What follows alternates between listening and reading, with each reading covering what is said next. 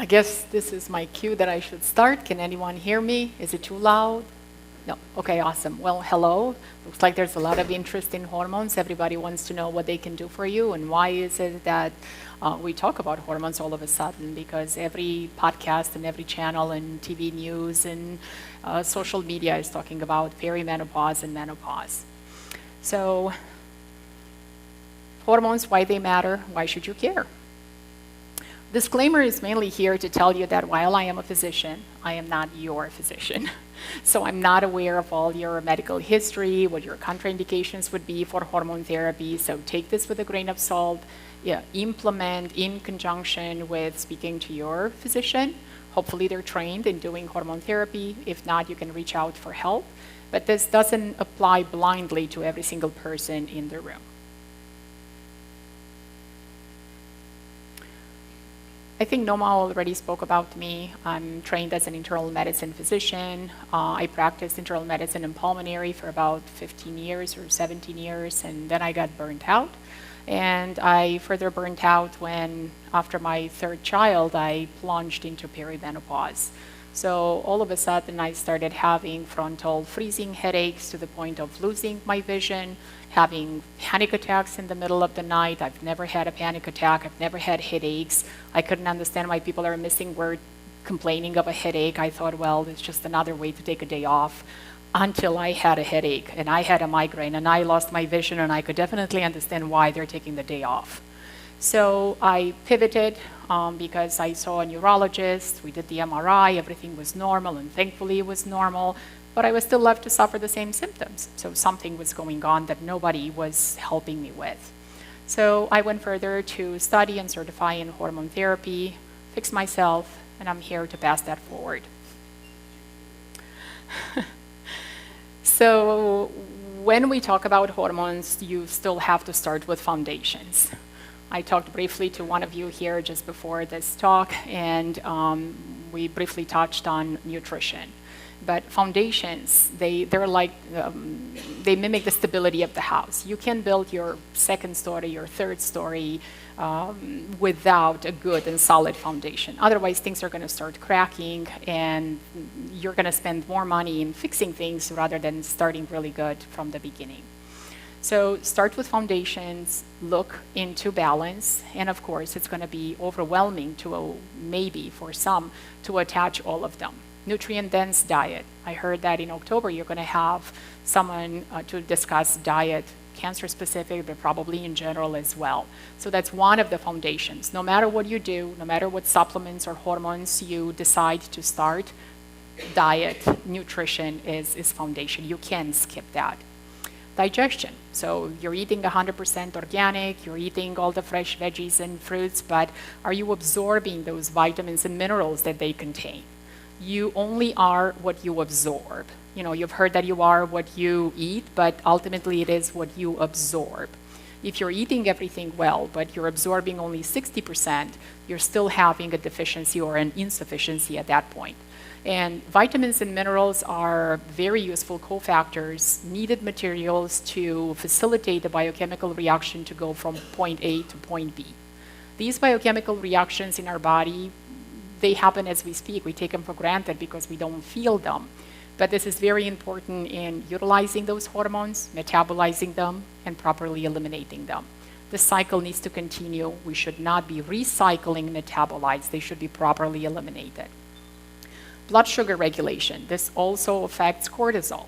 So when you have sugar in diet that is excessive, it creates an inflammatory response. And inflammation is good until it's not. You want to have inflammation as a marker for the body that there is an intruder, that you really need to put out the fire. And cortisol is the second to react. Norepinephrine and epinephrine are there to support this trigger response, followed by cortisol. That's secreted by your adrenals. So as you'll see further on, when you reach menopause, 60% of ovarian-derived hormones are gone. The ovaries have retired. So now the focus shifts entirely towards the adrenal glands, where 40% of your hormones are produced. You want to support that. That's one of the foundations. So if there's a lot of sugar in the diet, cortisol needs to keep up to put out the fire. but cortisol can only be produced so much before the adrenal gland says, okay, I'm overworked, I'm so tired, you have no replacement, I'm done. So inflammation stays high, and it raises risk for insulin resistance. That's how people develop diabetes. So blood sugar regulation is very important in the overall management of the hormones. Sleep, also very important because it interacts directly with your cortisol and blood sugar regulation. If you have one sleepless night, you'll have a metabolic dysfunction for approximately 2 days to follow. So sugar, adrenal dysregulation will prevent your other hormones from working properly. And stress goes again in relation to cortisol and how that's affecting your cravings for sugar, especially if adrenal gland is getting, is underperforming. At that point, you're going to start having salt cravings as well. So these are foundations, but some may find it difficult to tackle all at once. And all of these foundations, they basically go back to support the 8 laws of health that are summarized by the acronym New Start, which many of you are currently practicing. We're discussing nutrition, exercise, water, sunshine, temperance, air, rest, and trust in God. So everything implements, everything is working together as a well-oiled machine. Some of you may want to start with all of them. Some of you may want to pick one, focus on that, master that, and move on to add another layer to tackle treatment on. So start small, whatever you're able to manage, but don't let go. Just because it's hard the first week doesn't mean you should quit. I'm not looking at anyone in particular. Persevere. This is the best that you can do. Everything is hard, it's difficult to change habits, but every little change leads to a goal. And you will be able to accomplish that if you trust yourself, if you believe in yourself. So what are the symptoms of hormone imbalance? It's a long list, right? Irregular periods if you're in perimenopause or early cycling women, long, painful, clotty periods, spotting between menses, depression, sleep disturbances, nocturnal panic attacks, I had those, sexual dysfunction, palpitations, dry eyes, skin, fatigue, constipation, muscle fatigue, decreased stamina, joint aches, pains, frozen shoulder, everything under the sun. So what do? You go to the primary care physician, and you get some blood work done, and you meet with your primary care, and the doctor taps themselves on the shoulder and says, your labs are normal. And the patients collapse there in the corner because their lab results are so low that they're hugging the near normal level. So normal is relative for everyone. What is normal may be common, but may not be optimal for you. So go with optimal, a more narrow range within that normal that actually describes how you feel best. So we shouldn't go by normal, we should go by what is optimal and what works for you. Ultimately, women are simple. Their hormones are very complicated because, evolutionary speaking, we are made for continuing procreation. So every cycle from puberty, our ovaries are undergoing hormonal changes to prepare for the possibility of a pregnancy. So you can see the estrogen, which is the one that establishes or encounters the most fluctuations within a cycling period of time in a woman's life. It's fairly stable in youth and fertility age, and then in perimenopause, it starts having seizures. It's just going up and down, so a woman may feel great today and 2 hours later may feel miserable, or the next couple of days she's going to feel terribly irritated, irritable, anxious, panic attacks, just not able to bite her tongue, so to speak, so low threshold for stress. And as you can see here, progesterone is actually our first hormone that starts declining around the age of 35. And this is not a switch. It gradually starts declining where the estrogen still remains at its normal level, starting declining at around the age of 40. With this discrepancy, by the time you reach menopause, the imbalance between estrogen and progesterone creates what we call estrogen dominance. So those of you that had heavy menses with clots, significant PMS, a lot of pelvic cramping, you couldn't leave the house, you would change a pad every hour or two. Those were the effects of estrogen dominance. At a given point, estrogen was higher than the availability of progesterone. Not that one was in excess and the other one was inexistent, but the balance was not what optimal should be, which we technically have in our mid-20s. But that optimal balance depends on a lot of environmental factors like stress, ability to ovulate, that's also impacted by stress, exposure to endocrine disruptive chemicals, which are everywhere in our modern life. All of those things can impact the levels of estrogen and progesterone.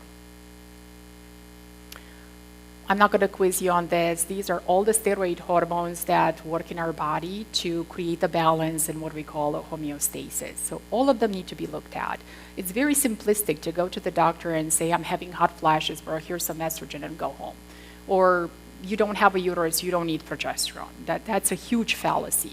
You have receptors for these hormones everywhere in your body, on your skin, in your eyes, in your brain, in your heart, in your bones. So hormone balance is not reduced to the presence or absence of the uterus. You need to balance these hormones adequately. So you have to speak about all of them and evaluate all of them. So estrogen is the driver for women like testosterone is for men. But surprise, we produce more testosterone on any given day than actual estradiol. We produce 0.1 to 0.3 milligrams of testosterone, and we produce 0.01 to 0.03 milligrams of estradiol, and yet we're driven by estradiol.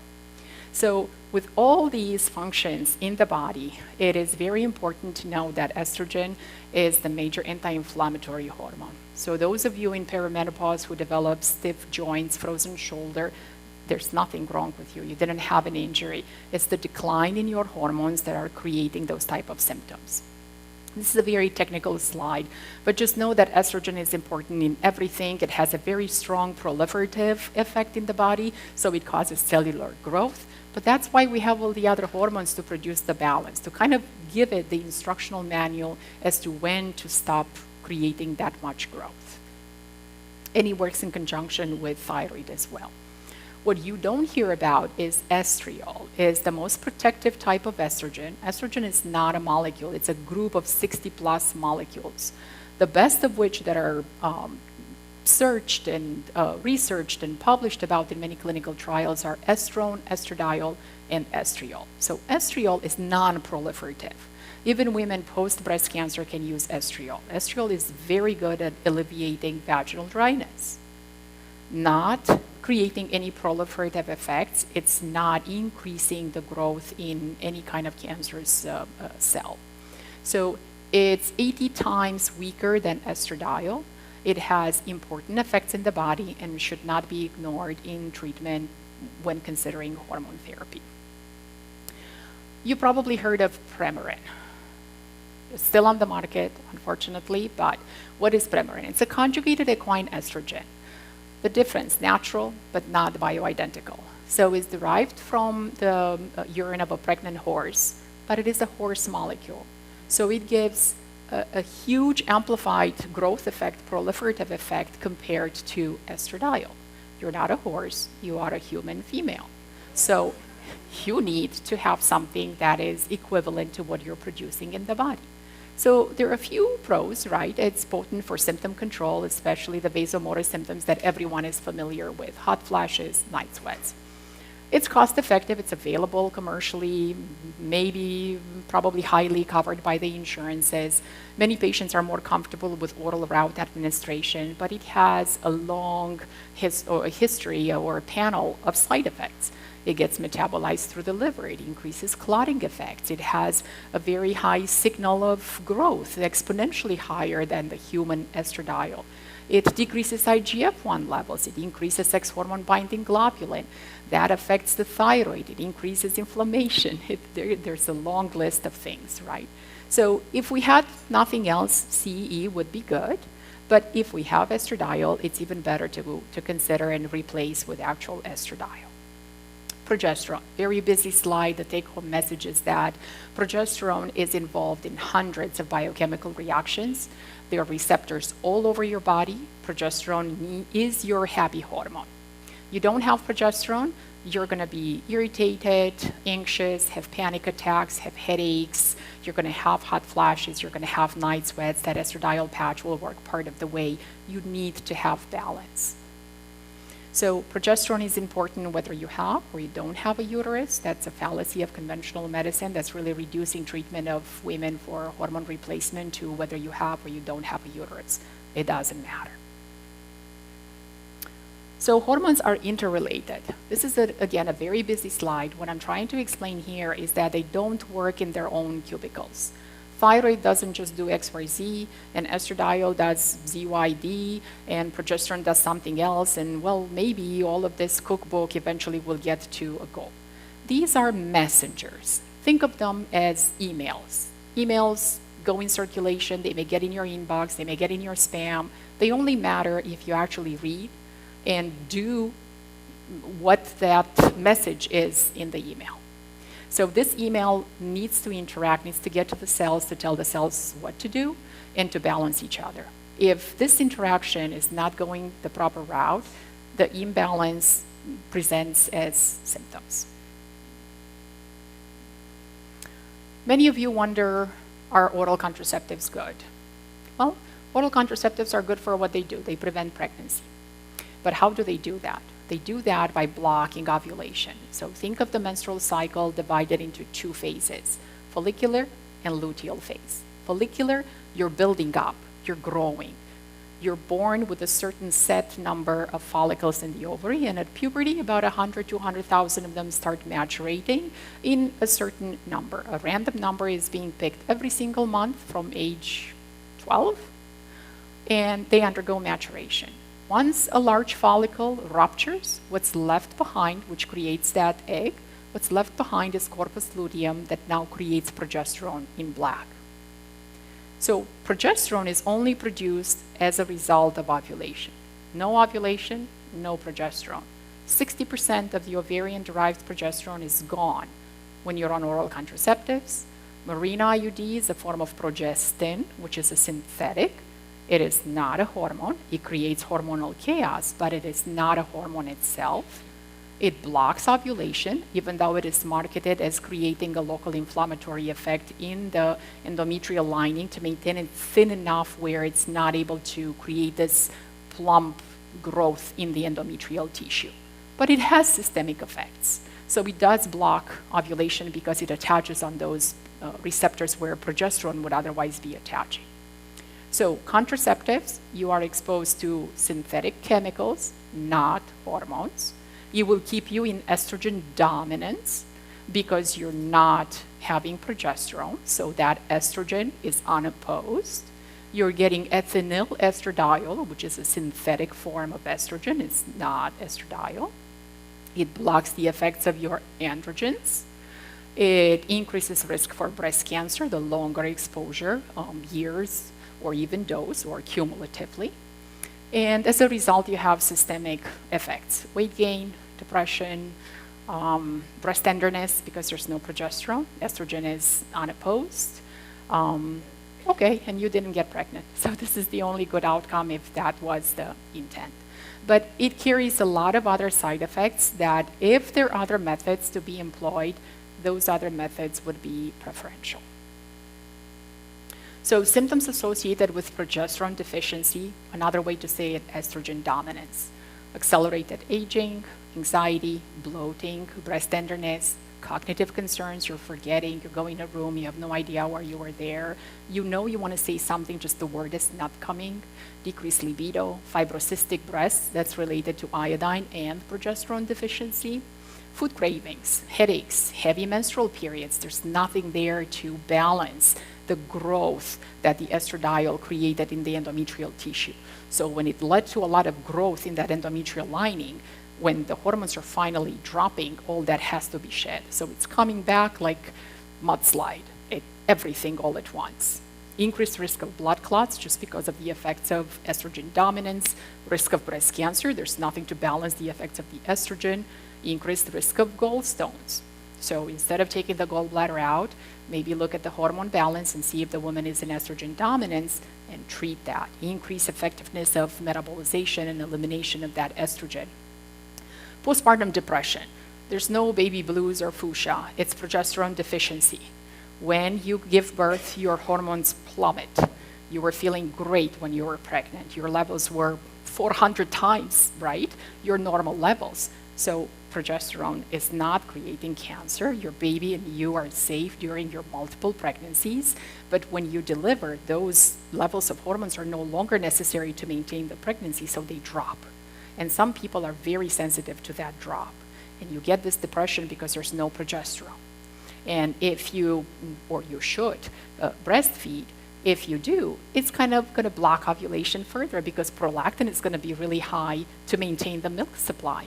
So even further, it creates a continuing depression, and the poor mom feels like, why am I not feeling like myself? It's not her fault. It's because the hormones are not balanced. And progesterone is very safe to take during breastfeeding. Your baby was safe at hundreds of levels of progesterone. The baby will be safe when you're taking bioidentical progesterone. Increases triglycerides just because everything goes through the liver and the liver is not able to churn and metabolize things properly. Irregular menses, irritability, mood swings, ovarian cysts, uterine fibroids. Progesterone prevents that signal on endometrial lining to kind of grow fibroids because it's only responding to the estrogen. So you want to balance that to prevent the uterine fibroids. And weight gain. So when you look at progestin and progesterone, this is probably going back to the WHI study in 2002. When it was published, there was a lot of data mining. The researchers did not approve the final publishing effect, and the media kind of jumped the gun and published things that really scared the physicians, but also women. So what they said is that hormones are causing cancer, okay? But what hormones? Right? Nobody made that distinction. So they created a new word in the dictionary that is called progestogens. Progestogens kind of lumps together progestins and progesterone, but they're not the same. So I'm giving you here the example, progesterone and progestin. It's kind of like you close your eyes, you get an apple and an orange, and you try to tell the person what is it that you're holding. You may feel the same, and you may say, yeah, it's the same thing. And when you open your eyes, they're not the same. They're grown differently. They have different properties. They have different sugar content. Everything is different about them. So progestins are chemicals, not hormones. Progesterone is a hormone. They have completely different effects in the body. So you cannot lump something together because the general public, if they don't have enough medical information, they're going to hear progestogen, progestin, progesterone, kind of tomatoes, that sounds the same, right? But it's not. So if you don't know, you're afraid to take the hormone, even though you have a plethora of menopause-related symptoms, because this study said that you're going to develop breast cancer. And it was actually the progestins that were increasing the risk of cancer. Estrogen alone, and even that Premarin conjugated equine estrogen, proved to be safe and protective of development of breast cancer alone, even in the absence of using progesterone for a duration of 5 years. But they left it alone, and I have no idea why. And it took 20 years for them to republish and to clarify what the story was. And for those who published early the results to kind of take accountability for the blunder that they created. So hormones do not cause cancer. Hormones could promote cancer in certain conditions, but cancer is really multifactorial. And through research, it has been demonstrated that risk of cancer increases with decreasing levels of hormones. So it's exactly the opposite type of shift that we see. Hormones are protective. What creates cancer is a genetic predisposition for a gene to not work properly at understanding that there is an abnormal growth in a cell. It's not working properly at the gene level, so it's not able to act in certain conditions, and it's vastly manifested and influenced by what's going on in the environment. Things that you're eating, how those were grown, pesticides, herbicides, industrial companies dumping all kinds of chemicals in your water supply, exposure to plastic, to chemicals that are not monitored by anyone. If anything, they just lower the threshold that they consider safe instead of taking them out of circulation. And all of these things are contributing to making already a faulty gene to fight against cancer now not fight at all. Testosterone, switching gears, because testosterone is very important for women as well. As I said in the beginning, we produce a lot more testosterone on any given cycling day than estradiol. And the highest concentration of testosterone receptors in the body are in the heart. So why ignore them? Because women in menopause, they have a higher associated risk of heart disorder. They think that they're having palpitations and they're having a heart attack, not because of just estrogen and progesterone deficiency, but also because of testosterone effects on your contractility. So testosterone is very important for women. 60% from the ovaries is gone at menopause, but you should support the androgens. DHEA is also an androgen produced in the adrenals. It's very important for females because it is a general precursor for testosterone and especially for estrone. And we want to minimize the estrone. It is very pro-inflammatory and it usually signals some dysfunction in the gut. Things are not working properly at eliminating, churning out that estrogen. But DHEA is what kickstarts your puberty. DHEA is very good or it's anti-depression. It's good for bone turnover.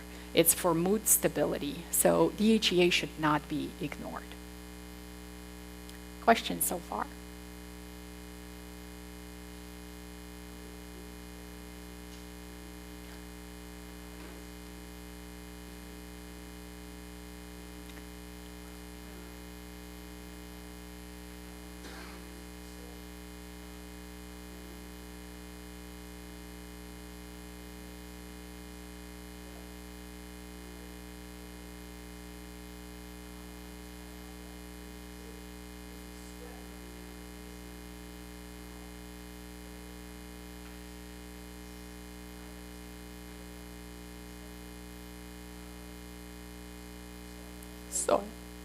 Soy. No.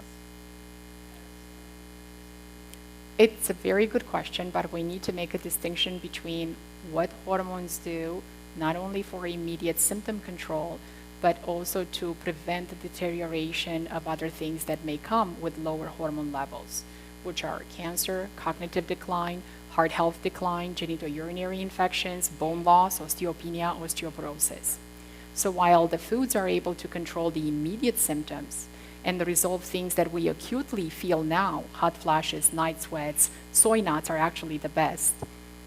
Yes, they help, but they help temporary with acute symptoms. They're not able to create the effects of what your hormones have in the body, prevention of the loss that comes with decline in these hormones. So yes, soy is good, red clover is good. There are different herbs that can be used to alleviate symptoms. We were talking about wild yam. Wild yam is used as a precursor for progesterone, but wild yam is not progesterone. So you apply it, it has mimic effects on the progesterone receptors, it resolves acute symptoms, but it doesn't have the effect of progesterone going forward.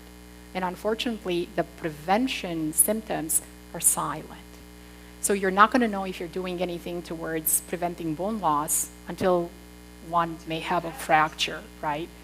And then you're saying, I did everything right and I ate everything, and you did, but you treated acute symptoms, not prevention of what the actual hormones do.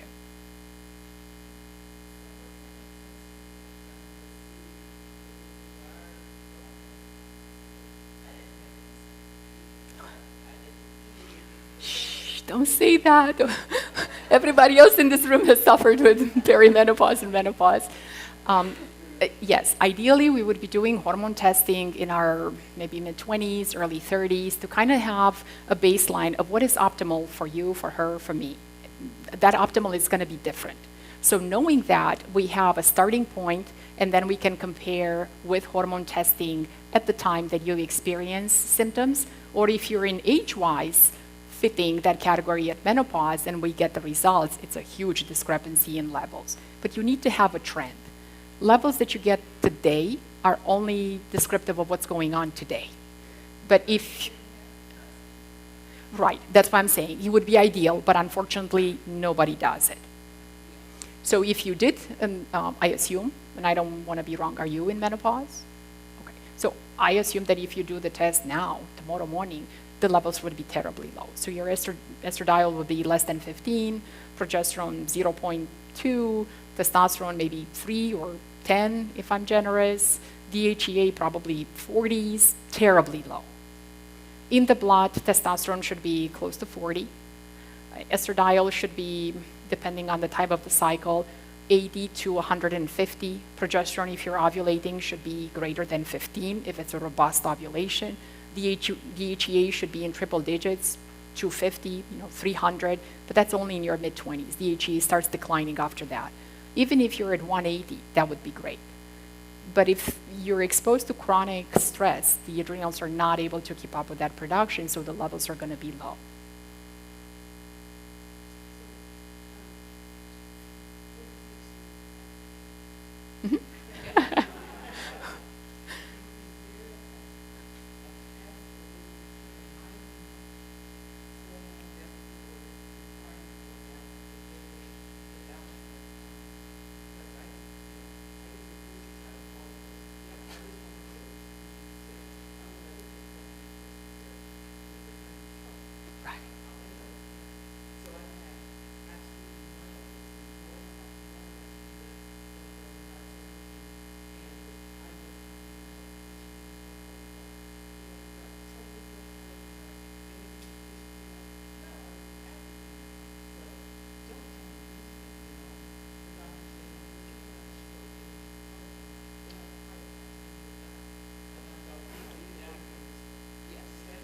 And they'll monitor you with an EKG, right?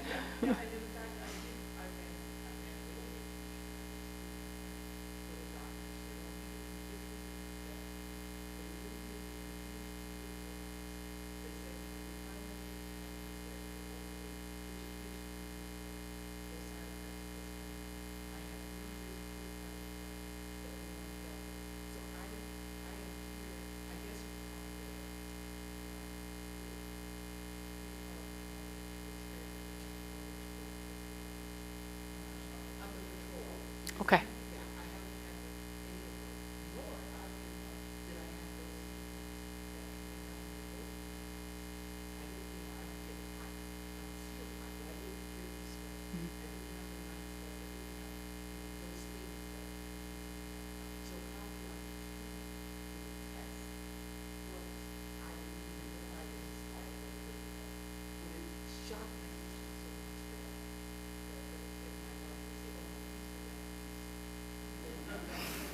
No, you would just decrease the dose and you would never start with a high dose. So that's right on point with how do we test the hormones.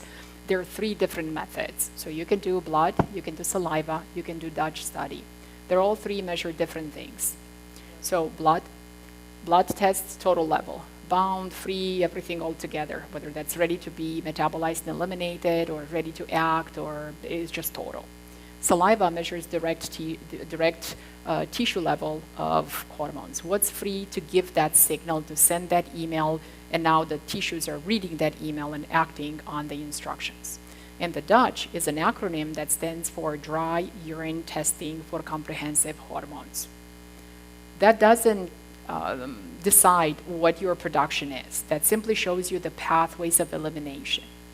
And the analogy that I like to give is when you turn the faucet on, does the water go out properly or does it raise the level in your sink? Do you have to use the garbage disposal to kind of push it out? Or if you do, you will just come back with a vengeance because the pipe is clogged. So the Dutch study evaluates pathways of metabolism, and especially for the estrogen because that's the culprit. If that gets recycled, it leads to that estrogen dominance.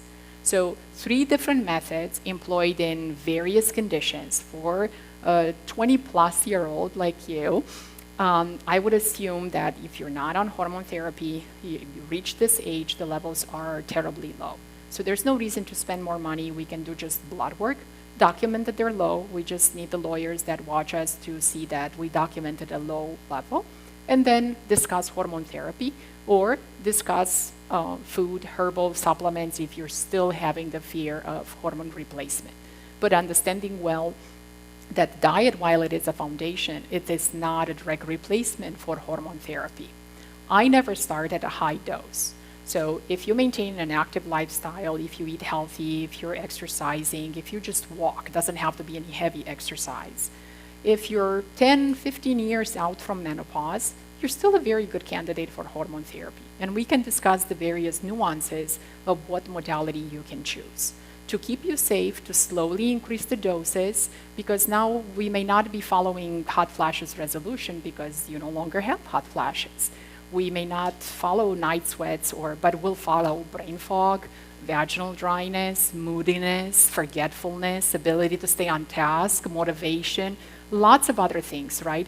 Achiness, joint soreness. Do you feel achy after you go for a 1 mile walk? Or, can you go for 5 miles? It makes a difference. And then you can do a DEXA scan, frozen shoulder, estrogen related, right? So that's where we start.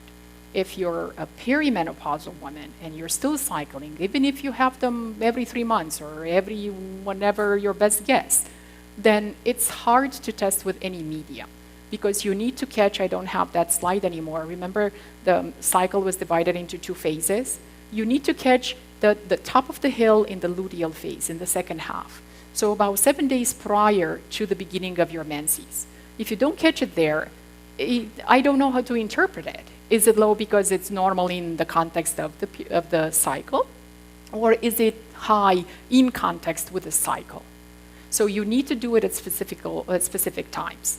There is another test that it's called cycle mapping. It's very long, it's protracted. You check urine in the comfort of your home with a filter every other day in the morning to kind of figure out if you have a long cycle or no cycle, what's happening with that estrogen and progesterone. So you're plotting those levels to see the graph. Are you still creating estrogen or not? And that will be a more accurate description of what's going on with your hormones in that given cycle of testing. Now, you cannot extrapolate that information to the next cycle or the next 3 cycles, because in perimenopause, things will look different from today to tomorrow, let alone from one cycle to the next.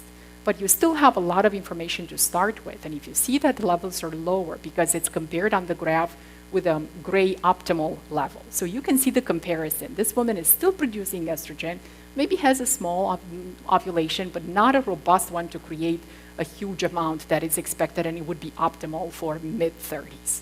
And when we do hormone therapy, we try to replace to optimal levels, to how you were feeling in your 30s. Now, any hormone replacement in the absence of having hormones tested in your 30s, it's somewhat of a guess. So it's a trial and error. We know what levels work to prevent bone loss, but we're not going to get there too fast, too soon. So we're going to start low. We'll control the immediate symptoms that are super easy. Do you still have brain fog? No. Great. Check off. Are you motivated to get out of bed and do stuff? Yes. Okay. Then the dose is adequate. But then we check with levels to follow up to see if the levels are also congruent with your symptoms.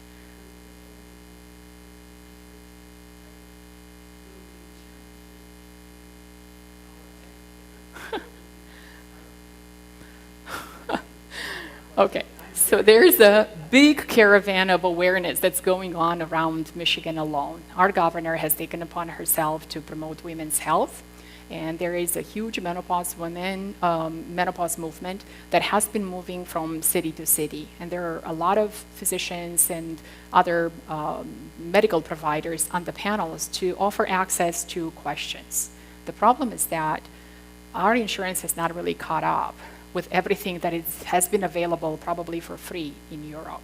In France alone, you have free access to hormone therapy after menopause. Okay, that's included in your baseline, healthcare, right? But here, it's not. So maybe they'll pay for an estrogen patch or for a gel. Maybe they'll pay for oral micronized progesterone, but there are caveats to that. Testosterone doesn't even exist for women. You just have to maybe pursue the insurance to cover the cost reimbursement to use testosterone injections that are available for men. If you do a gel like androgel or Testim, the dose is 50 milligrams per ml, which is a male dose. So when you press, kind of like when you push on your shampoo, you don't have a way to control how much is coming out through one push. How are you going to make a tenth of that to use today? So what am I going to do with this? Just put it in a jar and keep it safe for tomorrow? The dose is not going to be consistent. So yes, the insurance covers some, but doesn't cover everything, and they don't see the nuances in dosing. Again, going back to that optimal. What's optimal for you may not be optimal for me. So I can use a one dose fits all. Progesterone alone comes in 100 and 200 milligrams. That's it. I have patients who do not tolerate more than 35 milligrams of progesterone. No matter how you try to cut the gel capsule, you're never going to come up with a 35 milligram dose. So then we're going to compounding medications, where you can get a capsule made to whatever dose that woman can tolerate. Again, my strategy is start low and build up. Titrate, I give you 2 scripts, and you titrate the dose to where now I sleep solid, I wake up not feeling groggy, I don't have breast tenderness, I'm not overpowering the estrogen, I'm not under supplementing. But you're not able to do that in close dose monitoring and adjustment with what's available commercially. And it's also immediate release. A lot of women have trouble to sleep because it's immediate release and will keep you sleeping for maybe 4 or 5 hours at best. And then what do? You wake up and you take another half, and now you have to cut it because the oil is running out. And now you're awake because what the heck, you have to turn the light on, you have to cut it, you have to not cut your fingers, you have to deal with the oil spilling, and now you can go back to sleep. So it's not really helping. And there's still this push that if you have insomnia in menopause, well, you should do cognitive behavioral therapy. There's only so much of meditation and journaling that you can do. When the sleep doesn't come, it just doesn't come. But what if your sleep study is negative and you don't need CPAP, then what?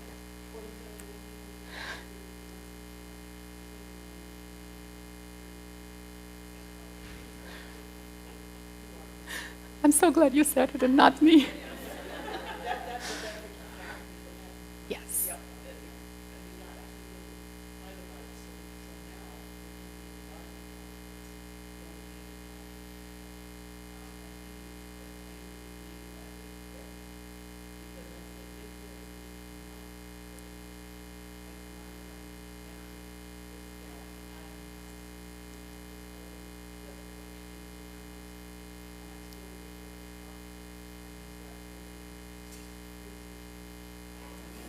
He actually said that? Oh my God, I am so sorry.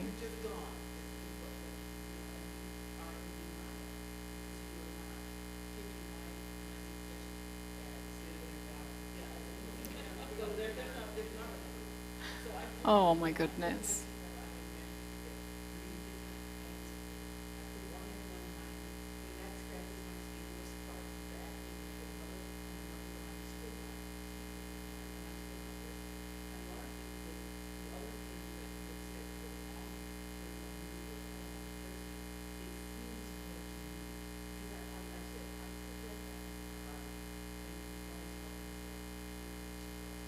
Yeah, that is just so unfortunate, so unprofessional to say something like that to anyone, even in the street. So I'm sorry you're going through this. Of course.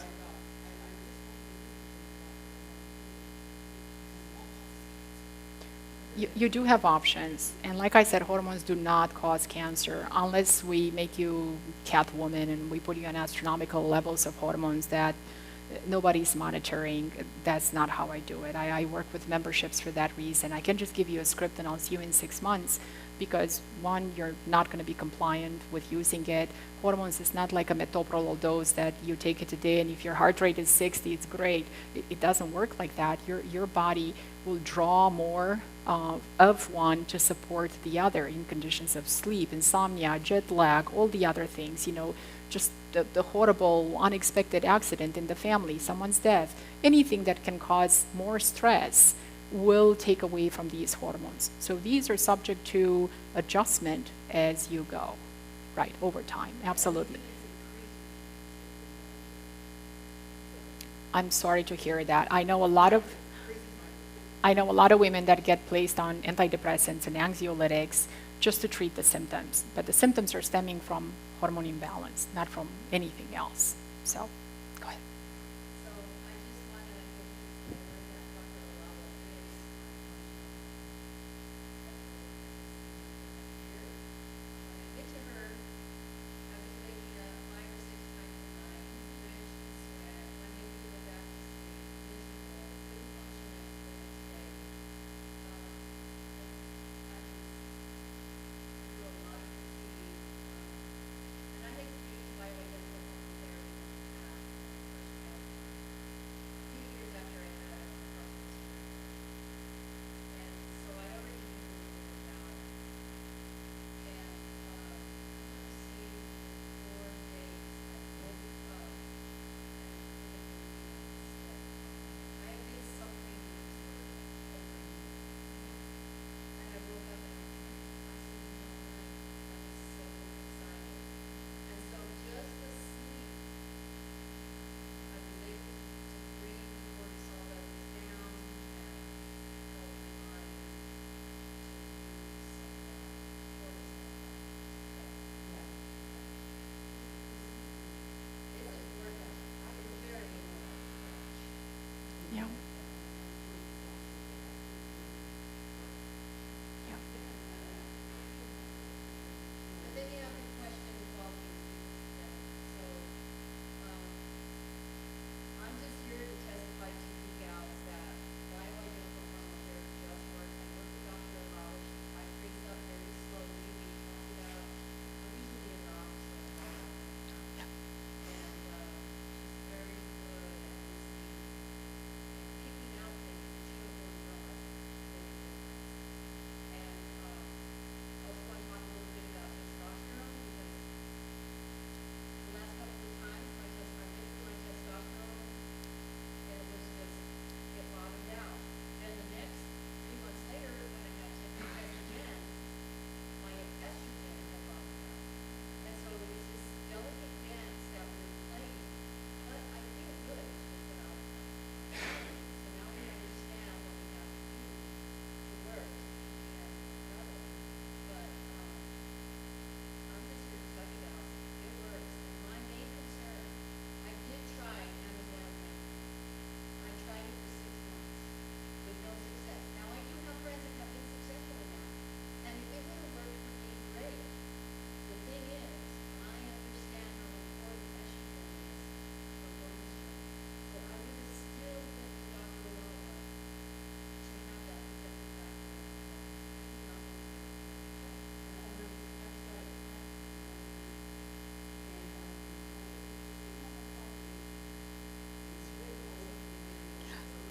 I don't go to preventive doctors because I don't want to hear that. I know there's a solution. I know there's a root cause, and they don't understand, how to look for it. So that's all I wanted to say, guys. I know it works, it's working for me, and I'm so grateful. Thank you, Vivian. I couldn't share anything because of HIPAA, but thank you for sharing your story and your experience with that. I think a little bit different. When you said after the birth you go through that depression, I did. You're just saying that it was because of the little progesterone. All the hormones are just dropping. They're sky high and they're dipping. Why don't we or doctors or I don't know who they could be? Why we already know that. Why aren't we given some help so that we don't go through that postpartum depression? To me, that's kind of a preventative of what's going to happen. It- Yeah, why? It is, but I think I know the answer, but you see where my thinking is, some of this could be prevented if people Okay, yeah. cared enough to, because they know this, why aren't they doing something about it? I'm so sick and tired of learning everything the hard way after the fact. I just broke my wrist. I have found out osteoporosis. Well, I am totally denying it. I'm rebuking it. But you know what? I just figured out what's going on now. Okay, now I know how to kind of fix, because I am one of those people. I eat organic. I take supplements. I exercise. I don't sleep, but I figured that one out. But, you know, it's just so frustrating. I hear you, that- and thank you for voicing your frustration, because you're voicing frustration of many other people that Yeah. are going through this. And I get very emotional. And I'm that's very fine, and feel dramatic. free to be as vulnerable Sorry. as you want. No need to be sorry. The simple answer is that medical school is driven by clinical Yes. work that is also driven by insurances. Drugs. So it's bugs and drugs. You have C. diff, you get vancomycin. You have this other bug, you get this other thing, and that's pretty much it. They don't understand what's really going on. But it's a sickness insurance. Yes, So they're it's feeding that into, okay. I'll be very blunt. So because of that, the training that we receive, gynecologists, I've done one in my internal medicine residency, I've done only 1 month of OB-GYN. I only delivered babies, and I went to gyn-onc surgeries. There was no management of anything except, here's one brand of birth control. Oh, you have side effects? Well, let's try this other brand. Oh, well, let's try this other dose of the same brand, or something like that. So there was nothing. Like, when you have heavy bleeds, what happens? They give you ablation. No, I'm sorry, they give you birth control, and then you move to ablation, then you move to hysterectomy. But nobody looks at progesterone, iron levels, thyroid. Nobody's looking at that because you're not trained. So I'm trying to be a little bit of a devil's advocate, is the fact that they're not trained in hormone therapy. They're trained to write a script for birth control, to take the uterus out, and that's pretty much it. And if they took the uterus out, that's it. Progesterone is out of your crystal ball forever, because there's no training. So we need to extend the medical training for physicians, especially the ones that are in GYN and primary care, because that's who the patient goes to see first. And for lay people as well, because Right. But now you can be your best advocate, right? Now you know that you're not crazy. So now you can tell them that, okay, well, here's the book. If you have the time on your spare Sunday, I walked around with a carpet square. You know, you go to the stores and they have these carpet squares that are available for you to. So I just bought about 50 carpet squares, and I walked around with carpet squares because I know wherever I sit, I'm going to bleed through my clothing, and I didn't want to be in doctors' offices or in people's homes and bleeding through onto their couches. So I put my carpet square down, and I kept carpet squares in my car until somebody said, "Oh, well, now you've got a fibroid. We'll pop it out of there in a half an hour." 2 hours later, they were digging it out of the side of my body because it had grown to the point where it was almost an organ, and it would take up blood and then pump out blood and take up blood. And I thought, well, this is just the way it is, you know, for women. And so I had my carpet squares because I didn't have the information to know that walking around with 30 carpet squares in your car so that you can sit on carpet squares and not bleed through is not normal. no. It is. It may be common, but it's not normal. It's emphatically not normal. This is the point of these kind of conversations, to bring awareness so you understand you can maybe educate your physician instead of the other way around, because you have to be your best advocate. Otherwise, you're going to be on SSRI and anxiolytic and MAOI and whatever other thing, and it's going to create a huge list of side effects, and they're going to put you on more things to treat the side effects, and it's just a recipe for death, Yes. right? So, yeah. So there are options. There are options for testing. Talked about the 3 of them. This is the description of Dutch. So this here, it mainly evaluates the estrogen clearance from the body. Estrogen needs to sit on the receptors for 3 hours, then pack to go through the gut, eliminate it. You need to go to the bathroom at least once a day. So when you come to my office, you'll hear that all the time. How is your bowel movement? I'm not afraid to speak about it because that is the main gatekeeper of how your estrogen is metabolized. Whether you produce your own estrogen or you take it in replacement, you need to have at least one daily bowel movement of normal consistency. If you're writing novels, you're constipated. You cannot go and sit in the bathroom for an hour. You need to go, deposit, move on. And if that's not happening, you need to be honest and talk about it. Being squeamish, it only hurts you, because the details, like Vivian said, those are what's important in managing. Well, we're trying to look for red flags. I'm not coming home with you. I don't know how often you go, but it's important to know and maybe keep track. And this is explaining why constipation is not a good thing. It's also regulated from the very top through the thyroid action and function in the body. Estrogen gets a chance to be unconjugated. So estrogen is conjugated in certain micelles, like little packs that need to be eliminated through the stool. And if you're constipated, the stool stays longer in the gut. The bile comes to rescue, deconjugate those micelles, rescue the estrogen, but it's not really a rescue, it's detrimental to the body, and recycles the estrogen, sends it back to the liver. And again, creates a scenario of estrogen dominance that we're trying to move away from. So not a good idea to have constipation. I actually start with that first and then move forward. So that brings us to the gut. Gut is very important, because constipation means that you don't have adequate stomach acid. You need stomach acid to send the signal to create and release bile and pancreatic enzymes, and ultimately leads to maldigestion. You're not absorbing. So now you're having food particles that are not digested, that are getting through the cells of the intestine, getting into the bloodstream, and creating an inflammatory response that's out of proportions. And that's causing autoimmunity. So Sjogren, rheumatoid arthritis, lupus, you name it, it's a manifestation of this breach through the protective layers in the gut, creating autoimmunity, meaning immune system response that is in such overdrive that now it's attacking your own organs and systems. What impact does magnesium citrate have on it? Because Moving the gut. Citrate specifically moving the gut, so getting you to have regular bowel movements. Threonate for you, if you're not starting hormone therapy, it may help to calm you down, to help you sleep. So threonate passes the blood-brain barrier, helps you sleep. Glycinate helps with all the other cramps and magnesium needs in the body, and the citrate specifically helps the gut transit. Stay away from oxide. Think of a piece of metal you put out in the rain, it's going to corrode. You don't want oxidation. Oxidation is only good until it's not.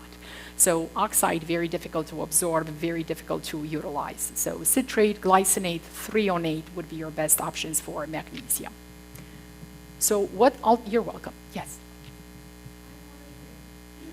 I don't sleep well, and there's several reasons why I see. One is I get up and have to urinate 5, 6, 7 times a night. I have to get up and urinate. Another thing that's an issue is I get muscle cramps, and sometimes they're just, my toes are out of alignment and they're sticking up funny. Sometimes it gets into the calf muscles and the thigh muscles, and it goes around to the buttock muscles, and it doesn't go away. I'll walk around and take everything I can think of to take, and then I also get swelling and circulation problems in my legs. Is this related to hormones or? Okay. Yes, because the hormones are maintaining the elasticity of the vessel, the blood vessel lining. It's not supposed to be stiff. When it's not fluid anymore and it becomes stiff, it's because the hormones are no longer exerting their protective effects. And now the blood has to overcome that resistance to get through the blood vessel to the respective organs and also come back. So that's what produces high blood pressure, high rate to kind of compensate for inability of the blood to move freely through. Collagen related to estrogen, progesterone, testosterone. I put that in my coffee every day. Progesterone? No, collagen. Okay, I hear you. It works, but you also need the hormones. So that collagen turnover is maintained by the interaction of the hormones through their signaling properties. And if that signal is malfunctioning, then you're going to lose the ability to hold on to the urine in the bladder. You're going to feel that you got to go every so many hours, and therefore your bathroom breaks are not going to stop overnight. So hormone therapy reduces or eliminates, depending on when it was started. If there is significant damage that the hormone replacement is not able to completely undo, it may alleviate the symptoms but not fully take away the urinary urgency. Magnesium, you have significant magnesium deficiency. Cramps and toes curling, that signal red flag for magnesium deficiency. For which? For which I missed? Magnesium, cramps, you said toes curling, that's magnesium deficiency. Anytime you crave chocolate, that's your magnesium deficiency.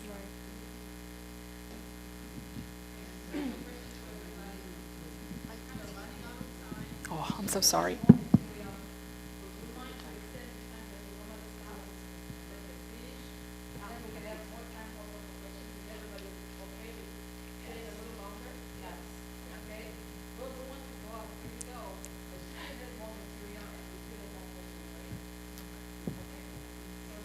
All right, I'm so sorry. All right, sounds good. This is a loaded picture. Just understand that thyroid is the conductor of the orchestra, the entire hormonal orchestra. So without the signal from the thyroid, none of the other ones are going to do what they're properly intended to do. Their signal is kind of going to bounce around, so to speak, right? And that is related to inflammation, immune dysregulation, leaky gut. So they're all interconnected. Think of thyroid as clearing cortisol. It's one of its normal physiologic actions that you cannot treat this but not treat that. So if your adrenals are not doing well, the thyroid is going to clear the cortisol, nothing's going to work properly, your inflammation is going to stay high, it's going to lead to leaky gut. So when I check thyroid, I check all the parameters. It's very nitty-gritty to go in great detail, but make sure that as part of your hormone assessment, you don't just check estrogen, progesterone, testosterone, or maybe a DHEA. You have to look at the hormones. Leaky gut is intestinal permeability, this other right here, where the protective layers in the gut become channels. Instead of being, they're appropriately termed tight junctions. One cell next to another cell, the zipper has to be closed. When the zipper is no longer working and it becomes a channel, now you can see me, that's when undigested particles get through. So that the food comes out looking like it did when it went in? Yes, that's the classic definition of leaky gut and malabsorption. That's what it looks like. Exactly. So that's what leads to autoimmunity. So thyroid, very important. Cortisol, like I said, inflammation is good only until it's not. Inflammation is there to sort of give the signal to the immune system that there is an intruder, you need to quiet it, you need to take it away. And norepinephrine, epinephrine, cortisol, and immune system are there to attack. But when the intruders are constant, when you have constant and cumulative stress exposure, the cortisol is no longer able to keep up. So the adrenals become very fatigued. The amount of cortisol that's produced is kind of like a flat line. Now you're having recurrent infections, difficulty bouncing back from a minor cold, sugar, salt cravings, you're fatigued, you're dragging, your stamina is low, you have low strength, low motivation, low everything. Obviously, hormones produced by the adrenals are going to be low as well. So everything goes back to being interrelated.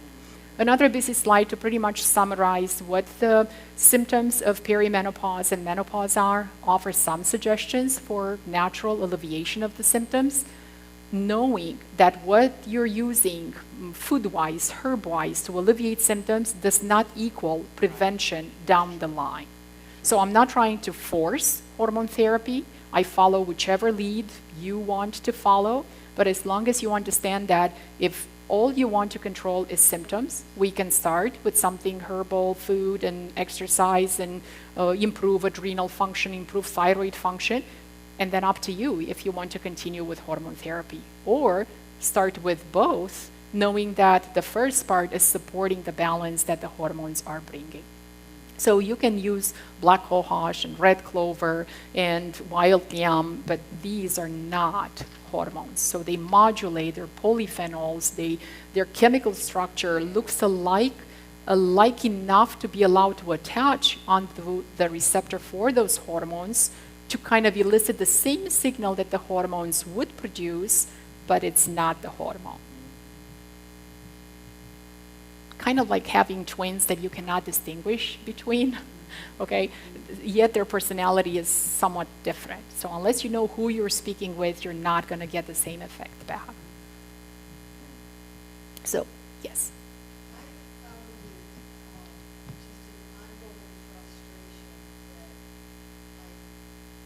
that I have not found a conventional doctor that I trust, that has really helped me.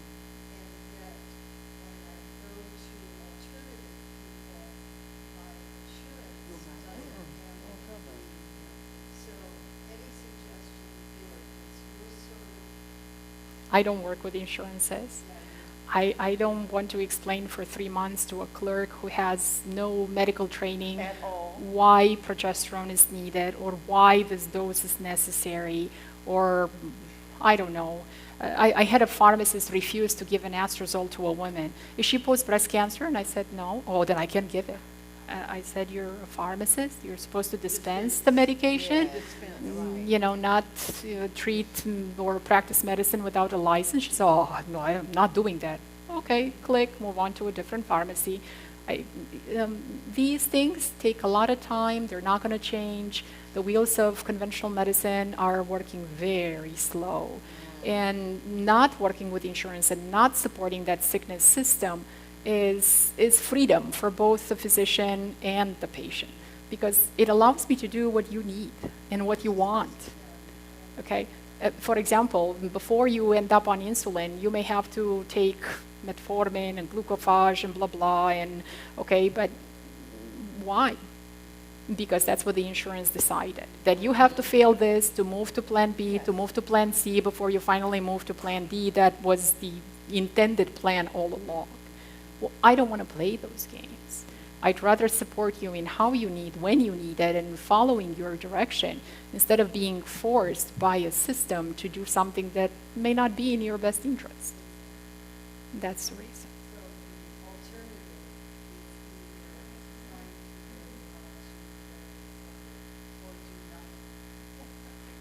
Unfortunately, the reality, yes, you nailed it.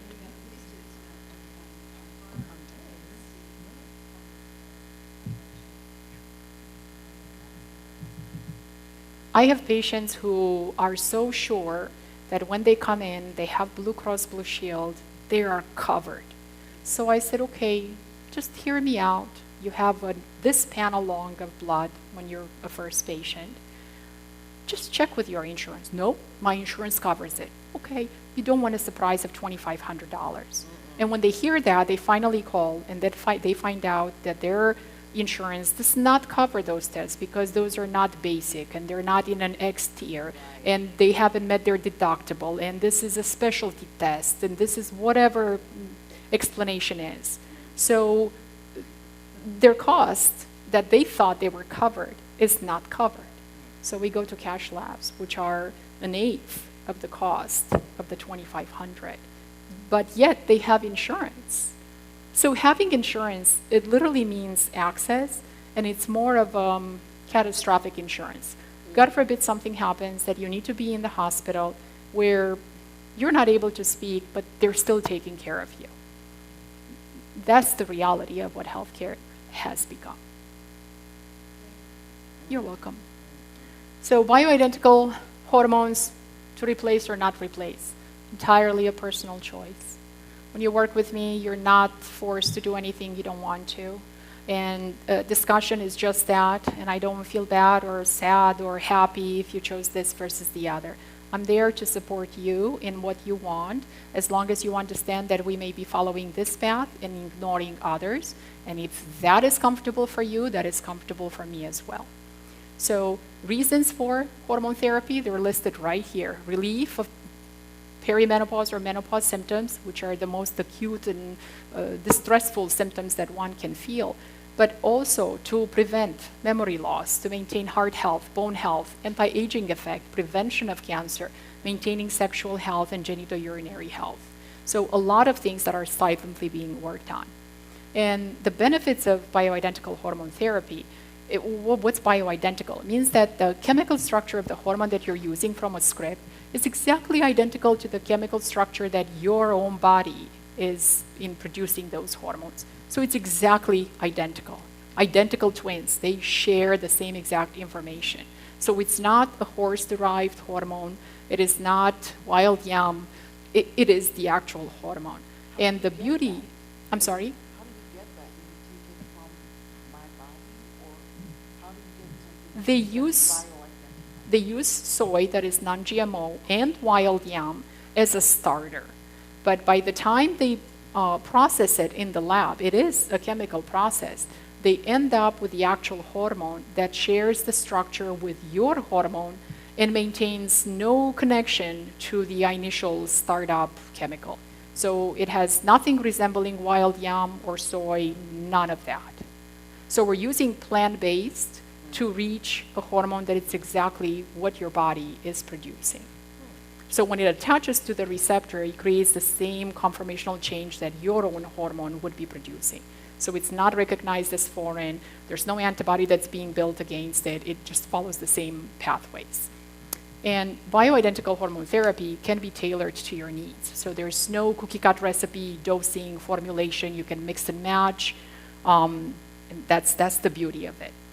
This yes. So the non-GMO soy and wild yam are for getting progesterone? Yes. You're welcome.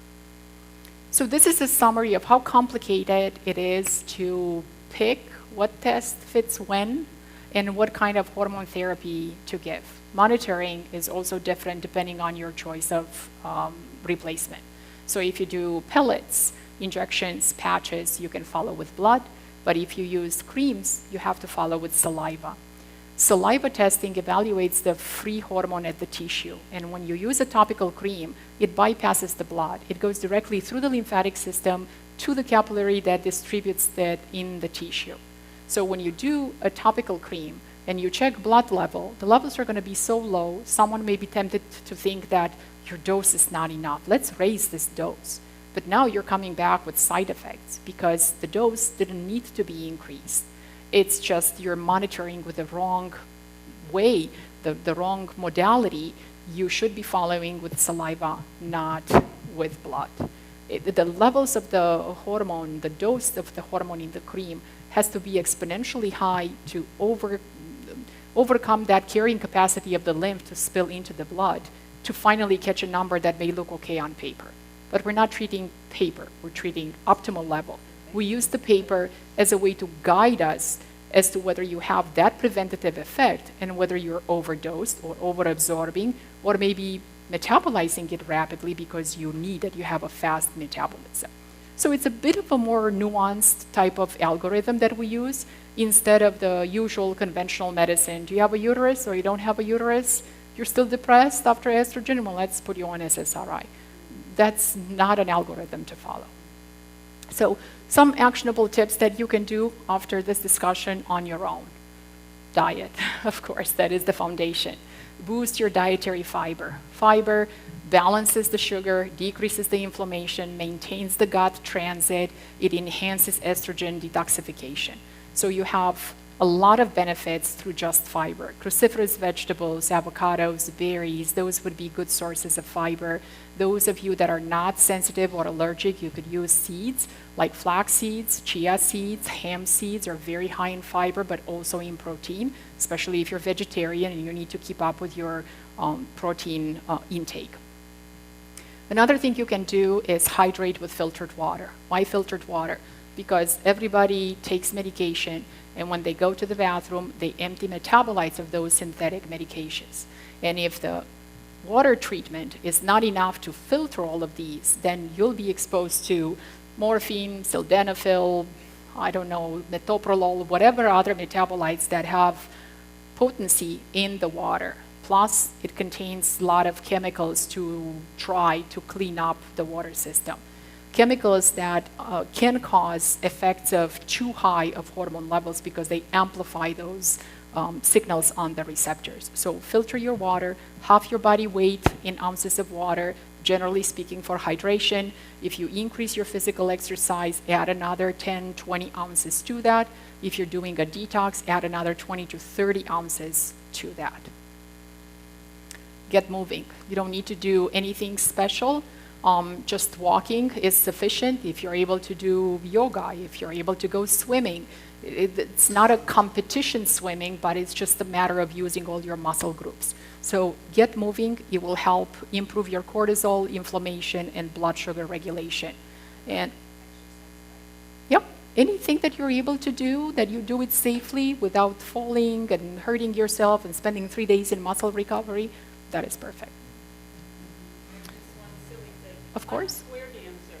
Square dancing is a very good exercise. It's very, because it yeah. makes you move and it exercises your brain. I still can forget which is my left and my right.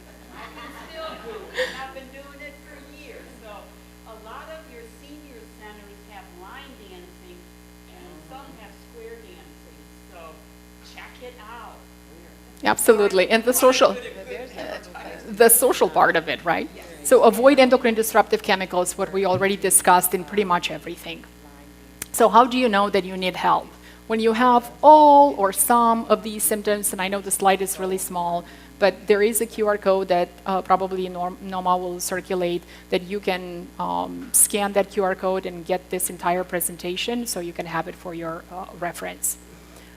This is a book that I have out. It's available on my website. It talks about hormones in great detail, and it also gives you 30-day free recipes that you can implement in your diet to support your hormone balance. Yeah, for those who can scan that, please scan it. Come, Doctor, where'd you come say back. Scan that. Any barcode she's gonna show, you can scan it and get some material.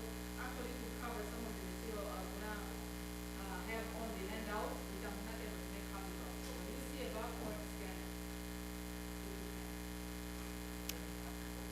This handout is mostly for cycling women. You take your pick. I'm not sure what pertains to you. So if you want something that talks about all the hormones plus the free recipe guide, then it would be this, hormone balance. It's on your website too. Yeah, all of them are available on my website. The Ultimate Guide to Cycle Syncing is made for earlier than perimenopause and younger women, 20s, 16, 25, they're still having estrogen dominance, they're still having heavy periods. It gives you a lot of information. Ultimate Guide to Nourish and Balance, this pertains to both men and women. It also touches on nutrition as foundation for your hormone balance, and it gives you a lot of tips that you can follow to understand why you're doing them and how that affects hormone balance. This is a program that I have with my nutritional therapist. We both cover different things, but complementary in helping you understand the reason why you're starting your health journey. It takes a lot on your end to implement at home. It's one thing to hear the advice, it's another thing to implement it.